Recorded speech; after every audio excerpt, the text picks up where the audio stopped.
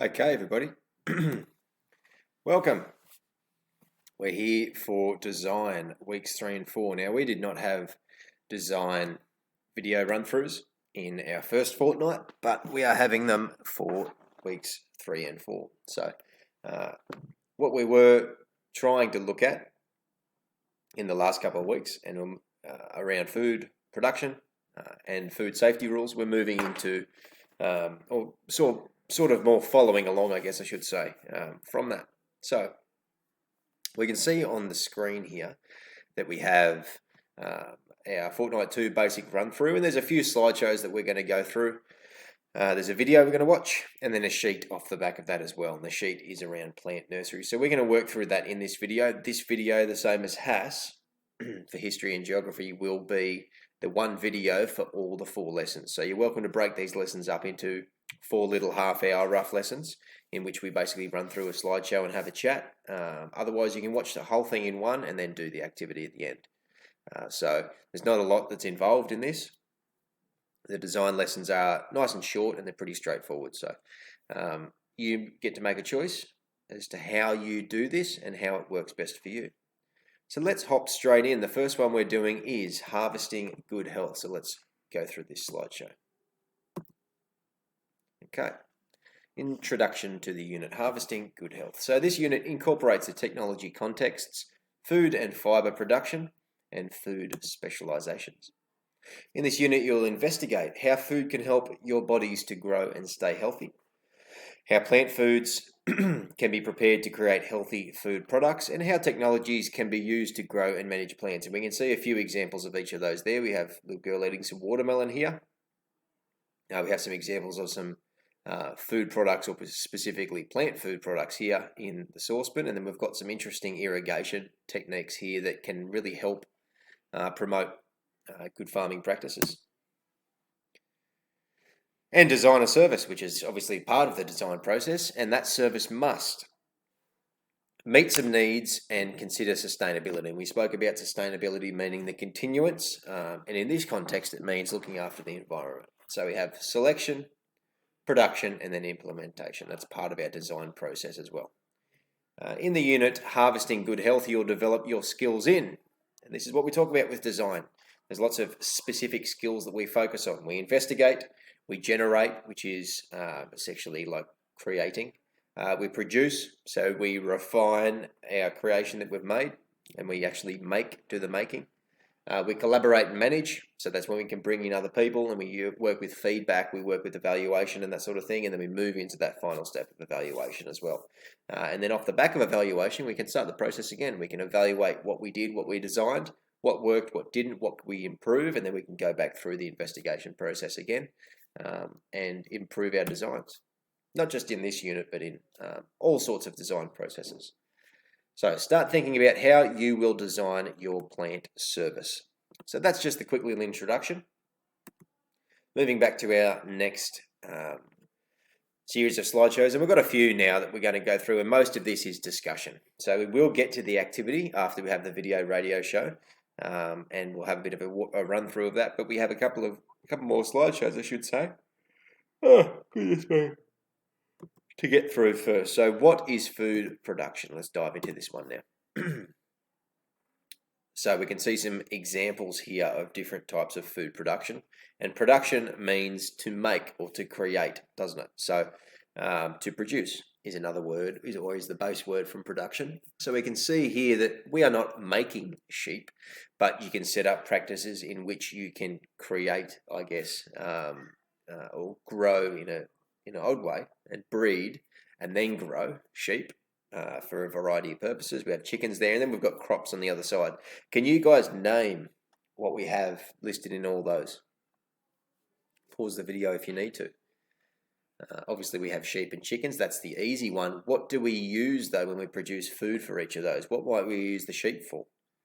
Do you think we might possibly use them for multiple purposes? If we use some of these things for multiple purposes, what would they be? So top right-hand corner, we can see up over here, we actually have sugarcane. At least I think that's sugarcane. I'm relatively certain it is. And there's a lot of sugarcane in northern New South Wales, and I know into some parts of Queensland too. And sugarcane is used for lots of things, namely sugar, which we use for a lot of different foods and things, and hopefully we try to avoid too much of it because too much is not good. But it has secondary purposes as well, in that sugar can be used in distilling alcoholic drinks and spirits and that sort of stuff as well. So rum is made from distilled, or the process of distilling alcohol derived from sugar. And so that's, again, an example of a couple of different products that we can use or we can create and produce from one particular crop or one particular animal. And so back to the animals there, we can see chickens we can utilize for feathers, meat obviously, and eggs, and even fertilizer. So chicken poop is a wonderful fertilizer, and it's used on lawns and gardens and stuff like that as well. I'm not sure what fruit we've got down there. That could be a persimmon, could be an apple tree, could be passion fruit, but probably not passion fruit, seeing as that passion fruit grow on a vine. It's a bit hard to see from where I am. And we have sheep there as well. So sheep, obviously, wool is one of the primary products that we get from sheep, but we do actually harvest lamb for meat, and elder sheep as well can be eaten for meat. I'm going to get you to research what an elderly sheep's meat is called. Starts with M, rhymes with. I'm going to give that. It's too easy. Starts with M, sheep meat. Okay, where does our food come from? We grow and harvest plants and animals for food. Food can be produced in different places and in different ways. Farms, cattle stations, and orchards produce large quantities of food. And we can see some examples there. We have obviously cattle, beef, and sheep at the bottom, same picture, and then we have oranges there as well. And they're contained within areas. So orchards are specific farms designed to grow certain crops. And we have specific farms that have a sole purpose of growing and harvesting beef, cattle, for example, or those that are sheep farms, or those that are chicken farms. So most farms will have multiple purposes, but many of them will also have designated sections at the very least, or a lot of farms too, for that matter, actually have just one primary product that they do produce. And they basically put their attention into that, because what that allows them to do is set up their farm or set up their production facility, wherever it might be, their piece of land, to best work for that crop or best work for the animals that they're trying to raise. People can produce smaller quantities of food in their own backyards. There's an interesting one. So, look, those apples look great. I wonder if that'd be really good. Really good to have an apple tree in your backyard. Let me ask, do any of you have anything that you grow in your backyard? I know that when we moved into our newish place now last year, and a few of you remember when I was talking about that process, that was a new and exciting time, but we decided to plant a few things in our backyard. And so we've got fresh orange tree, and we planted an avocado tree. Now, unfortunately, they take quite a few years to actually start to fruit, so we'll be waiting quite a while, but fingers crossed that it'll be here sooner rather than later. What are some other things that you might have in your backyard other than fruit trees? Chickens, for example. They can produce eggs and meat as well. Good. So some foods grow on a plant. Can you think of any other examples? So have a look. Let's name what we have there and see if you can jot down anything else that you can think of. Most things, most fruits, most vegetables, not all, grow on a plant or a vine of some description, don't they? Good. And there are some examples of those that are a bit different. Some grow in the ground, still attached to a plant, obviously, but they grow more in the ground rather than above it. But here we have grapes, tomatoes, oranges or perhaps mandarins. We have raspberries, and then we have corn. Some foods come from animals, and obviously there's a big distinction between the two. So we have obviously honey there. We have some honeycomb there with the bees. Beautiful. You can tell they're really beautiful homemade eggs there, because they're all different shapes and different colours, which gives us a really good indication. We have some really nice cuts of meat there, what looks like pork based upon how lean it is. Might be wrong there though. And we have milk, and we can get milk from lots and lots of different animals as well. We can get milk from, or you can buy milk from plant sources like oat milk, rice milk, soy milk. There's many others as well. Almond milk, but they're not actually milk. They are basically just a milk-like drink that's been created using water and using parts of that plant. That's for people that don't consume animal products and they still want or like the meat flavour. So, like I said, it's a bit of a PowerPoint-heavy introduction, this video, but we're just going to keep moving through. We have Plants Are For Everyone next. We're going to work our way through that PowerPoint, and then very shortly we're going to get to our activity for the day after our video. So plants are for everyone. Why are plants important to everyone? Everyone. Speak properly, Mr. Kelsey. It's because we all need oxygen. We all need food. Why do people grow plants? Have a think to yourself. A couple of reasons. Can you think of why they might? I would like you now to pause the video. This one's not optional. I want you to write down 3 reasons why you think people grow plants. Try to get a bit creative. Simply to write to eat them is probably not what we're looking for. See if you can think of a few clever ideas or clever reasons why people grow plants. Pause it now. Okay, let's see what they said in the PowerPoint. Plants are grown on farms and in gardens for decoration, cultivation, which means to be able to harvest and use, and there's a few other examples in there as well, obviously. So, we have botanical gardens, that would be more for decoration, and the beauty of them, wouldn't it? And there's some really beautiful examples of that all around the country. Similar down here with farmed gardens, farm flower gardens, sorry. We have kitchen gardens, community gardens, farmed crops. So some of these are produced en masse for other people, and some are grown privately or in small quantities, and they're usually for the people who actually grow them. And that would be more mass-produced farms and crops and farming versus backyard gardens, whereas backyard gardens are usually primarily for the people that are doing the growing. How can plants help the environment? They produce oxygen, they absorb carbon, they help prevent soil erosion. What are some foods we eat that come from plants? Can you think of any? Pause the video, write down 5 foods. Cucumbers is one. See if you can think of any others. Okay, let's see some examples that we've got here. Fruit, obviously. Seeds. Nuts. Vegetables. Now, they're obviously categories of plants, aren't they? Or categories of foods, I should say. Good. How can growing edible plants help our bodies to grow and be healthy? Fresh fruit and vegetables contain important nutrients, which are tiny little molecules that we can't see, but they are important to the functioning of our body, aren't they? Gardening can be good exercise. Well, it certainly can be. I've been doing a bit of gardening lately, and let me tell you, it's pretty exhausting. Depends what type of gardening you're doing, but absolutely it can be. Also, when you're outside, your body gets vitamin D from the sunshine. Your body doesn't actually get vitamin D. That's a little bit false. What your body does is the sunshine allows the creation of vitamin D within the cells in your body. So you don't actually get vitamin D from the sun, but the sunlight, allows your body to then create it from the substituents, or the constituents, I should say, within your body and the substrates within your body. Good. Not too much sun though. Not because we can get too much vitamin D, but because we'll get sunburnt. That's not good. Excuse me, sorry. You get to work with others. Well, sometimes. And working together on something like a garden is really satisfying, and seeing a little garden that you've built and created, seeing it grow and being able to harvest your first little lettuce or something is really cool. Feels good to be creative. It certainly does sometimes. Why do some people prefer to grow their own fruit and veggies? Why do you think? Is it a time saver? Probably not, because they've got to be very patient. So what reasons do you think they might have? Seeds and seedlings cost less than buying fully grown vegetables. Excuse me. How do you think growing your own food can help environmental sustainability? Produce, rather than the word produce meaning the food that we create and produce, grown locally is often pesticide free, and that's one of the important ones, and doesn't use fuel to be transported. So it can save the environment a little bit that way, because we're not using other things to stop bugs and that sort of stuff, and we don't have to move it around because it's in your backyard. Isn't it a lot of work to grow your own fruit and vegetables? It can be fun to be outside and work together with others in the garden. Yes, but it is a lot of work, and you do have to take care of them, otherwise they won't grow effectively. If they don't grow effectively, they won't be tasty. Plants are for everyone. One more to go.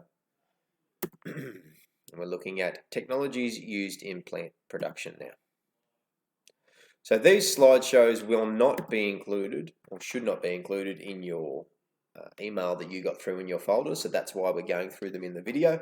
They're just too big and it just clutters everything up, but you can clearly watch them on our videos. Technologies used in plant production. Technologies include Systems, materials, tools, and techniques. Like to double check that everything's working fine just in case we lose everything. We have to do it all over again, which we don't want to do. So now we're starting to talk about technologies that we can use to assist us in this process. What do plants need to grow? Water, sunlight, food, nutrients. Where do they get the food and nutrients from, do you think? Have a think. Is it the bugs that land on them? Probably not. What tools, techniques, and systems are used to grow plants? Irrigation systems, fancy word for saying water. So gathering water, fresh and artesian. Artesian water is water that comes from the ground. So we have old hand pumps, and that would pump water up from the ground from bores and underground wells. Windmills, they would do the same thing, and they would use the air, or the wind I should say, to turn the fan, and the fan would then assist in running a pump to drive water up from the ground, and that helps to water the plants. And water tanks. Water tanks are a good place up high to store water, so then the water can run down the pipes and run to where it's needed. Because as we know in Australia, it can be very tricky sometimes to get enough water. Not so much for drinking for ourselves, but more to be able to grow the crops that we need, because we can enter big long periods of drought, and it can be quite challenging, and stuff can't really grow very much when everything's dried out. So we need to make sure that we're really good at harvesting and irrigating with water. Irrigation systems can be manual or automatic. That means that done by hand or done without the need for human intervention. So things like watering cans would be manual, wouldn't it? It'd be done by hand. Oh, excuse me. Oh, goodness. Sorry, folks. I don't like to yawn, but I'm yawning a lot at the moment. Must be a tiring time for everybody, but we're doing our best.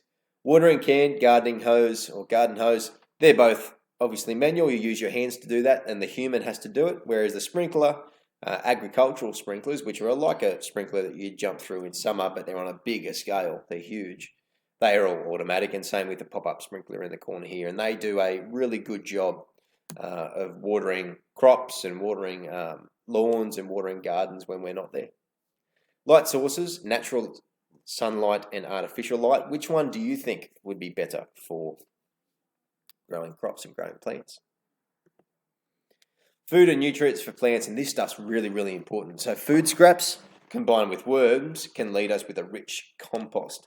And this compost is another term for broken down organic material that comes when food and that sort of stuff is, in a way you could think of it as being processed by worms and bugs, and all those things eat it, and then what they poop out at the back end of it is actually really, really good for plants because it's full of a lot of nutrients. So worms do a wonderful job at processing those scraps and everything and turning them into this compost, which you then spread out amongst your plants and your trees and your gardens, and the trees absolutely love it because it's full of all the good stuff that they need.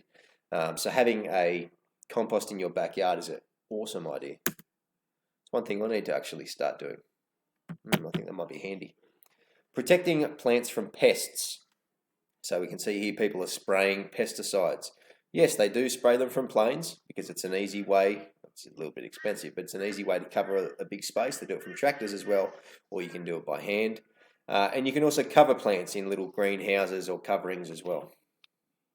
That's important because if we went to all this effort to water, plant, cultivate, look after all these crops, but then pests came in and just destroyed it, and it's a big waste of time and money, isn't it? So we need to try to do something that we can.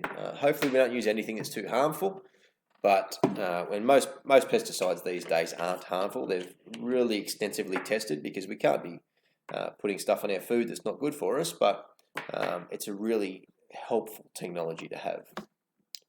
Companion planting. Companion planting involves planting certain plants together so they help each other grow, and this exists quite a bit. Some plants repel pests, while other plants attract insects to their companion plant to assist with pollination. So we've got lavender, nasturtium, rosemary, African daisy, which is pyrethrum, and basil. And those plants all play a role as well, and it's a really cool technology that they've been able to work that stuff out. So you can see here you have lavender in amongst some chilies as well. And so what they can do is attract animals in to be able to help cross-pollinate, which basically means they are looking at procreating the plant and creating new plants, new seeds, and new fruit and stuff as well. So tools, certain tools, and obviously this is a shed here that we can see. It's a wonderful looking shed. It's a cool garden shed. I reckon I'd be hopeful to have something like that in mind, although probably not this fella, because he would absolutely scare the living you-know-what's out of me. What are the names of the tools and what are they used for? And there's quite a few that we can see in here. Let's actually go through some of these. How many can you name? Can you name all of them? Don't know. Let's have a look. Let's see how I go here. So we've got bolt cutters. They look like long pruning shears, long secateurs, hose, ladder. We have a paint roller, we have paint brushes, we have a trowel and garden fork, a clipboard, a hard hat. We have a hatchet here. We have it looks like an ice pick almost. We have a dead blow hammer. Well, that's a dead blow hammer. That one is. Wooden hammer, spider, saw, chainsaw, paint here. That's a tool chest, a mini tool chest or a toolbox. Wooden pails, that's super cool. This looks like a welding jacket. I've got one of those at home for welding metal together. We've got garden gloves, a hat, we've got a lamp. I don't know what on earth that is. Is that a chair? That might be a chair for having morning tea. Pitchfork, shovel, spade, watering can, a watering pail. Here we've got a stiff bristled broom, super important, a rake, a metal rake or a harder rake for getting that harder stuff. One of them is a leaf rake, and then we have a straw brush there as well. I think I did pretty well, and I think I've got just about all those pieces at home, probably with the exception of the ice pick or the thin little hatchet there. Okay, folks, that's all our slideshows for our lessons for this 2 weeks, because remember we do a couple of lessons each week, a couple of little mini lessons. So we're going to move now into our video and radio little segment, and then we have a sheet that we're going to work through. I'm going to give you a quick run through of that, and then you can go off and do what you're going to do. But first, what I'd like you to do, please, is use your notes to write a paragraph that summarizes what you have learnt. So I would like you to go back through the video, and on a sheet of paper, I know we don't have a design book at the moment, but on a sheet of paper with our heading and our date, I would like you to write down a couple of important notes, maybe at the most 1 paragraph per slideshow, but take a couple of important notes from each slideshow, please, and turn them into a little paragraph. So that's 3 or 4 sentences, 1 for each. Don't have to do one for the introduction to the unit, but 1 for what is food production, 1 for plants are for everyone, and 1 for technologies used in plant productions. 1 paragraph with some important notes from each of those slideshows, please. You can pause the video now, go back and watch through those again, and take a couple of important notes down. If you want to do dot points and then turn it into sentences later, wonderful. Off you go. Okay. So, if you're recommencing the video now, you have done those. Make sure you get that done because that's an important thing. There's a lot of really cool information in there, so go make sure that we have done that. So now we're going to go into our video and radio. And fortunately for you, you can watch this on the screen with me. So I'm just going to make sure the sound is up so you can hear.